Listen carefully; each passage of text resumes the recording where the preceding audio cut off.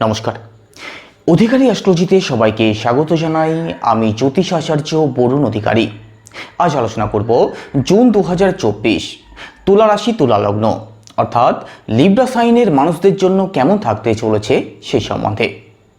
June মাসে আপনাদের রাশিতে নবগ্রহ কোথায় ট্রানজিট করবেন, কোথায় কোথায় দৃষ্টি ফেলবেন, আর তার উপর নির্ভর করে আপনাদের স্বাস্থ্য, বিদ্যা, প্রেম, ভালোবাসা, আপনাদের পরিবার, অর্থ, ভাগ্য, কর্ম সমস্ত কিছুকেই ডিটেলসে আলোচনা করব, প্রতিটা ঘরকে ধরে, প্রতিটা গ্রহকে ধরে। তো ভিডিওটি সম্পূর্ণ দেখুন। আলোচনা ভালো লাগলে লাইক, কমেন্ট এবং শেয়ার করতে পারেন। আমার সাথে যারা পার্সোনালি যোগাযোগ করতে চাইছেন, ভিডিও ডেসক্রিপশানে এবং ইন্ট্রোতেও নাম্বার দেওয়া আছে, আপনারা ফোন করে কিংবা হোয়াটসঅ্যাপের মাধ্যমে যোগাযোগ করতে পারেন। আর জ্যোতিষ সংক্রান্ত যে কোনো তথ্য পেতে চ্যানেলটিকে অবশ্যই সাবস্ক্রাইব করবেন। তো জুন মাস আপনাদের জন্য কেমন থাকতে চলেছে সেটা জানার জন্য জুন মাসে আপনাদের রাশিতে নবগ্রহ কোথায় ট্রানজিট করবেন সেটা একটু দেখে নেওয়া যাক। আপনাদের রাশির লর্ড ভেনাস অর্থাৎ শুক্র গ্রহ, সাথে বুধ, সাথে রবি, সাথে দেবগুরু বৃহস্পতি আপনাদের অষ্টম ভাবে অবস্থান করছেন। আপনাদের সপ্তম ভাবে রয়েছেন মঙ্গল গ্রহ, ষষ্ঠ ভাবে রাহু, তো আপনাদের দ্বাদশ ভাবে অবস্থান করছেন কেতু গ্রহ, আর আপনাদের পঞ্চম ভাবে ট্রানজিট করছেন কর্মফলদাতা শনিদেব। তো চলুন আলোচনা শুরু করা যাক। প্রথমেই স্বাস্থ্য। আপনাদের রাশির লর্ডকে ভেনাস অর্থাৎ শুক্র গ্রহ কোথায় অবস্থান করছেন? আপনাদের অষ্টম ভাবে শুক্র গ্রহ ষড়াশিতে অবস্থান করছেন। রাশিচক্রের অষ্টম ভাব যদিও শুভ হয় না, অষ্টম ভাবকে ত্রিক ভাব মনে করা হয়। অষ্টম ভাব অকারণ বাধা বিপত্তিকে নির্দেশ করে। তবে জ্যোতিষশাস্ত্র বলে ষড়াশিতে কোনো গ্রহই কিন্তু অশুভ ফলদায়ক হয় না। নিজের ঘরকে সবাই ভালো রাখার চেষ্টা করে। তো এখানে শুক্র যদিও অষ্টম ভাবে অবস্থান করছেন, তবুও যেহেতু নিজের ঘরে রয়েছেন, ষড়াশিতে অবস্থান করছেন, তো স্বাস্থ্য আপনাদের ভালো থাকবে। স্বাস্থ্য নিয়ে বিশেষ কোনো দুশ্চিন্তার কারণ জুন মাসে আপনাদের থাকছে না। এখানে 12 তারিখের আগে পর্যন্ত শুক্র আপনাদের অষ্টম ভাবে ষড়াশিতে অবস্থান করছেন, তারপর রাশি পরিবর্তন করে আপনাদের নবম ভাবে অর্থাৎ ভাগ্যস্থানে প্রবেশ করবেন। তো পুরো জুন মাসে শুক্রের অবস্থান যেহেতু ভালো থাকছে, স্বাস্থ্য আপনাদের ভালো থাকবে। স্বাস্থ্য নিয়ে কোনো দুশ্চিন্তা নেই। আর স্বাস্থ্য সংক্রান্ত কোনো সমস্যা যদি থেকেও থাকে, জুন মাসের মধ্যে তার থেকেও মুক্তির পথ অবশ্যই পেতে পারেন। এবার পরিবার। সেকেন্ড হাউস থেকে পরিবার বিচার করা হয়। আপনাদের সেকেন্ড হাউসের লর্ডকে মার্স অর্থাৎ মঙ্গল গ্রহ কোথায় অবস্থান করছেন? আপনাদের সপ্তম ভাবে ষড়াশিতে অবস্থান করছেন। আর পুরো জুন মাসে মঙ্গল কিন্তু রাশি পরিবর্তন করবেন না। তো পুরো জুন মাসে এখানে আপনাদের সেকেন্ড হাউসের অবস্থাও অত্যন্ত ভালো থাকবে। এখানে মঙ্গলের অবস্থান যেহেতু ভালো রয়েছে, মঙ্গল ষড়াশিতে অবস্থান করছেন, তো পুরো জুন মাসে পারিবারিক দিক থেকেও পজিটিভ রেজাল্ট অবশ্যই পাবেন। পরিবারে আপনাদের সুখ শান্তি থাকবে। পারিবারিক দিক থেকে কোনো সমস্যা তৈরি হয়ে থাকলে সেটা ঠিক হতে দেখা যাবে। পরিবারের মানুষদের সাথে আপনাদের বন্ডিংয়ের জায়গাটাও অবশ্যই বেটার হতে দেখা যাবে। আর একই সাথে রাশিচক্রের সেকেন্ড হাউস থেকে আমাদের ফিনান্স, আমাদের ব্যাংক ব্যালেন্স, আমাদের সেভিংস এই সমস্ত দিককেও বিচার করা হয়। তো এখানে মঙ্গল যেহেতু পুরো জুন মাসে ষড়াশিতে আপনাদের সপ্তম ভাবে অবস্থান করবেন, তো এখানে অর্থনৈতিক দিক থেকেও পুরো জুন মাসে পজিটিভ রেজাল্ট অবশ্যই পাবেন। অর্থনৈতিক সচ্ছলতা আপনাদের বৃদ্ধি পাবে। আপনাদের সেভিংসের দিকটা বেটার হবে। আপনাদের ব্যাংক ব্যালেন্সের দিকটাও বেটার হতে অবশ্যই দেখা যাবে।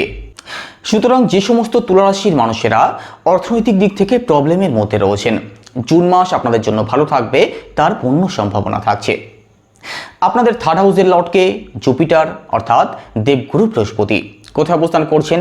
আপনাদের অষ্টম ভাবে অবস্থান করছেন। এখানে অষ্টম ভাবে কিন্তু দেবগুরুর অবস্থান ভালো থাকবে না।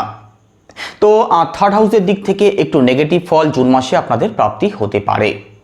তো যারা অনলাইন কাজ করেন, যারা সোশ্যাল মিডিয়ার সাথে যুক্ত আছেন, আপনাদের কাজের দিক থেকে একটু প্রেশার থাকতে পারে, কাজে আপস অ্যান্ড ডাউন থাকতে পারে। আর একই সাথে পরিশ্রমের ফল পেতে আপনাদের প্রবলেম হতে পারে। আপনাদের মধ্যে আত্মবিশ্বাসের একটু অভাব থাকতে পারে।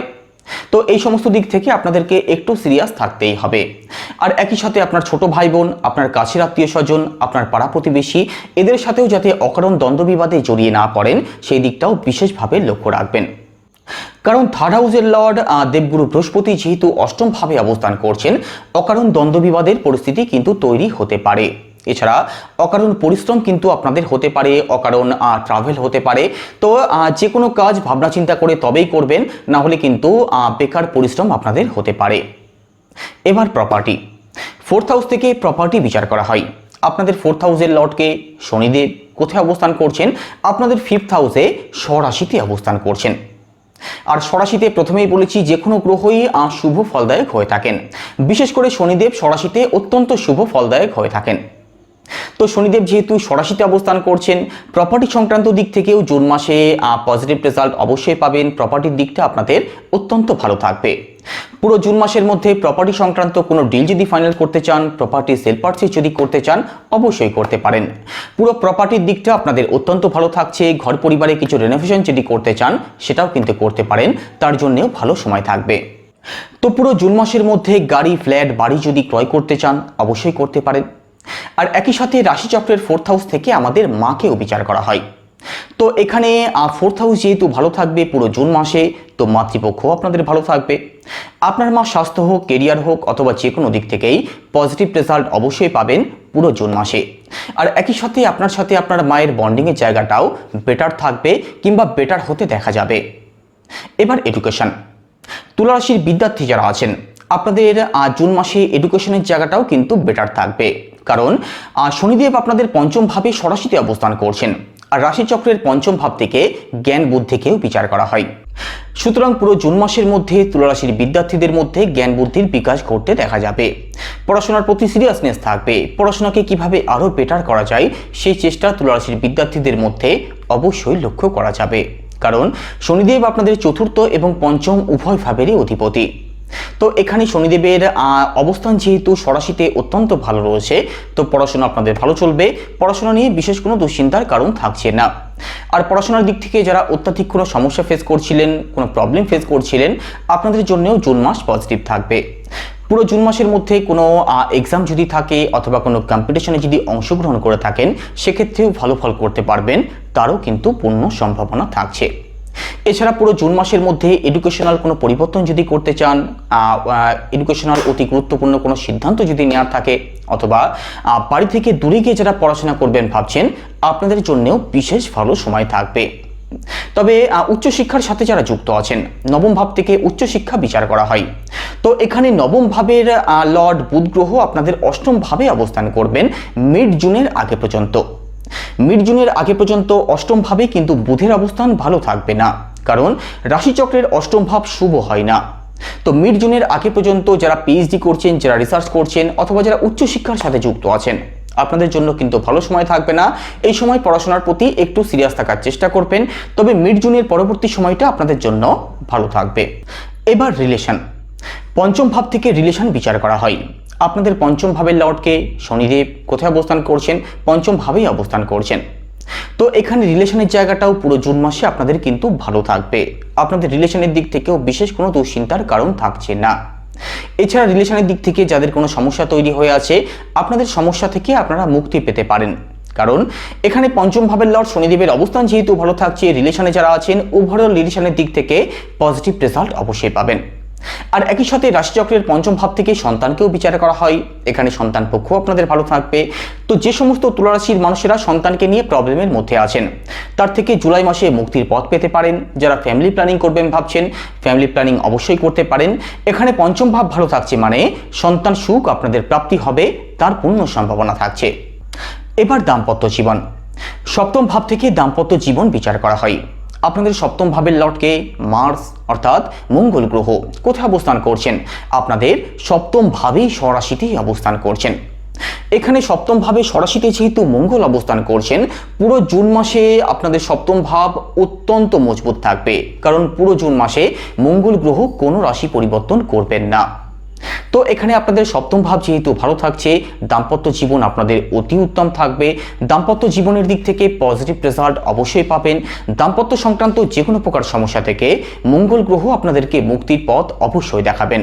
তো ওভারঅল দাম্পত্য জীবন পুরো জুন মাসে আপনাদের বিশেষ ভালো থাকবে। আর এখানে দাম্পত্য জীবন যেহেতু ভালো থাকছে, তো আপনার যিনি জীবন সঙ্গী কিংবা সঙ্গিনী আছেন, মেল হোক বা ফিমেল হোক, তিনিও স্বাস্থ্য হোক বা কেরিয়ার হোক, যে কোনো দিক থেকেই পজিটিভ রেজাল্ট অবশ্যই পাবেন। তো দাম্পত্য জীবন আপনাদের ভালো থাকবে। দাম্পত্য জীবন নিয়ে দুশ্চিন্তার কোনো কারণ থাকছে না। এবার ভাগ্য, নবম ভাব থেকে ভাগ্য বিচার করা হয়। আপনাদের নবম ভাবের লর্ডকে বুধ গ্রহ কোথায় অবস্থান করছেন? আপনাদের অষ্টম ভাবে অবস্থান করছেন। আর অষ্টম ভাবে বুধের অবস্থান কিন্তু ভালো থাকবে না কতদিন? মিড জুনের আগে পর্যন্ত। 15-16 জুনের পরবর্তী সময় বুধ রাশি পরিবর্তন করে আপনাদের নবম ভাবে স্বরাশিতে ভাগ্যস্থানেই প্রবেশ করবেন। মিড জুনের পরবর্তী সময় ভাগ্যস্থান আপনাদের ভালো থাকবে, তার আগে কিন্তু অষ্টম ভাবে বুধের অবস্থান ভালো থাকবে না। তো এই সময় যে কোনো দিক থেকেই বাধা বিপত্তি আপনাদের আসতে পারে। এই সময়ের মধ্যে যে কোনো দিক থেকে যে কোনো সিদ্ধান্ত ভালো করে ভাবনা চিন্তা করে তবেই নেওয়ার চেষ্টা করবেন। তবে মিড জুনের পরবর্তী সময় ভাগ্যস্থান আপনাদের ভালো থাকবে। এই সময় কোনো কাজের শুভারম্ভ যদি করতে চান, কোনো ব্যবসার শুভারম্ভ যদি করতে চান, অতি গুরুত্বপূর্ণ কোনো সিদ্ধান্ত যদি নেওয়ার থাকে অবশ্যই নিতে পারেন। আর একই সাথে মিড জুনের পরবর্তী সময় বুধ আপনাদের নবম ভাবের লর্ড হয়ে যেহেতু নবম ভাবেই প্রবেশ করবেন, তো এই সময় প্রথমত আপনাদের লং ট্রাভেল হতে পারে, স্পিরিচুয়াল ট্রাভেল হতে পারে, ধার্মিক কোনো ক্রিয়াকলাপ যদি করতে চান সেটাও করতে পারেন। আপনাদের জন্য বিশেষ ভালো সময় থাকবে। তবে মিড জুনের আগে পর্যন্ত ভাগ্যস্থান কিন্তু ভালো থাকবে না। আর একই সাথে নবম ভাব থেকে আমাদের বাবাকেও বিচার করা হয়, তো এখানে পিতৃস্থান আপনাদের মিড জুনের আগে পর্যন্ত কিন্তু ভালো থাকবে না। এই সময় আপনার বাবার স্বাস্থ্যের দিক থেকে একটু প্রবলেম ফেস করতে পারেন। আপনার সাথে আপনার বাবার বন্ডিং এই সময় খুব ভালো না থাকতে পারে। তো মিড জুনের আগে পর্যন্ত বাবার দিক থেকে একটু সিরিয়াস থাকার চেষ্টা করবেন।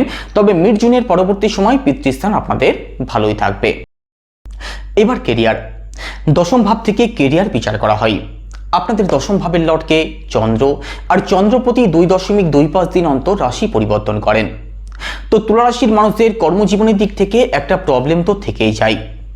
আর এখানে জুন মাসে রাহুর পঞ্চম দৃষ্টিও পড়ছে আপনাদের কর্মস্থানে।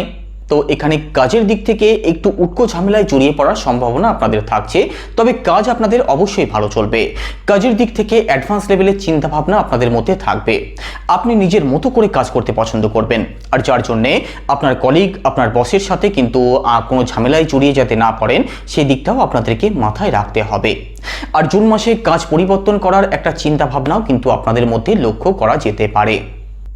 তো পুরো জুন মাসে কাজের দিক থেকে যে কোনো সিদ্ধান্ত ভালো করে ভাবনা চিন্তা করে তবেই নেওয়ার চেষ্টা করবেন।